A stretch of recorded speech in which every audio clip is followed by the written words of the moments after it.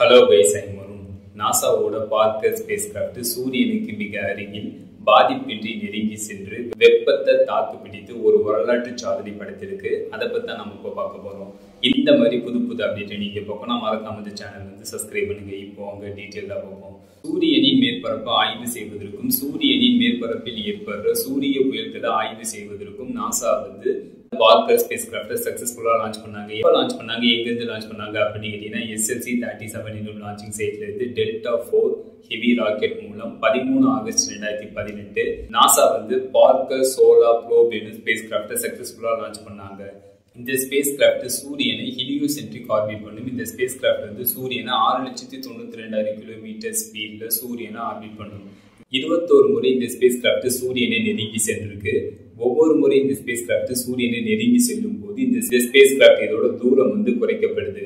22வது முறை இந்த space craft சூரியனை நெருங்கி செல்லும் போது சூரியனுக்கு மிக அருகில் பாதிப்பின்றி நெருங்கி சென்று வெப்பத்தை தாக்கு பிடித்து ஒரு வரலாற்று சாதனை படைத்திருக்கு. அதை இன்னும் கொஞ்சம் டீட்டெயில்டா சொல்லணும்னா, 24 டிசம்பர் 2024 நாசாவோட பார்க்கர் ஸ்பேஸ் கிராஃப்ட் சூரியனோட வெளிப்புற அட்மாஸ்பியர்ல என்டர் ஆகுது.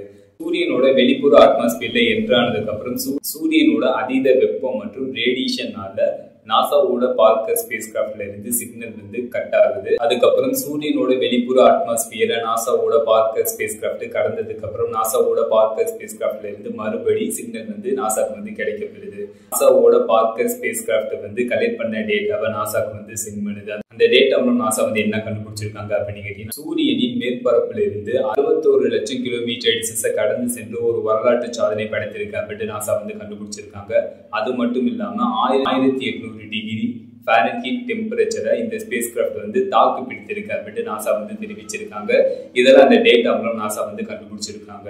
மனிதன் உருவாக்கின பொருள்லேயே சூரியனுக்கு மிக நெருக்கமான சென்ற பொருள் எது அப்படின்னு கேட்டீங்கன்னா, நாசாவோட பார்க்கர் சோலார் ப்ரோப் இந்த ஸ்பேஸ் கிராஃப்ட் தான் அப்படின்னு நாசா வந்து தெரிவிச்சிருக்காங்க. 11.5 சென்டிமீட்டர் திக் கார்பன் ஃபைபர் ஷீல்டு வந்து இந்த ஸ்பேஸ் கிராஃப்ட்ல பாதுகாக்குது அப்படின்னு நாசா வந்து தெரிவிச்சிருக்காங்க.